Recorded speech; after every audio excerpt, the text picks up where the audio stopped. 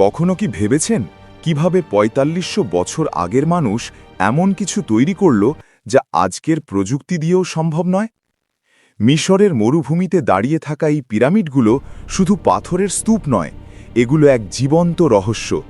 ২৩ লক্ষ পাথরের ব্লক, প্রতিটির ওজন ২ থেকে ৭০ টন। কোনো ক্রেন নেই, কোনো আধুনিক যন্ত্র নেই, তবুও এমন নিখুঁত নির্মাণ যে নাসার বিজ্ঞানীরাও হতবাক। কিন্তু আরও বড় রহস্য লুকিয়ে আছে সাগরের তলদেশে।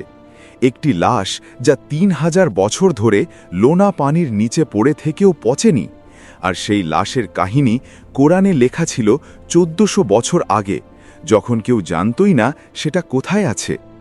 আজকের এই ভিডিওতে আপনি জানবেন পিরামিডের এমন গাণিতিক রহস্য যা বিজ্ঞানীদের মাথা ঘুরিয়ে দেয়, কিভাবে একটি মৃত লাশ হয়ে উঠল কোরআনের জীবন্ত মোজেজা, এবং কেন ফরাসি ডাক্তার মরিস বুকাইলি এই সত্য দেখে ইসলাম গ্রহণ করেন।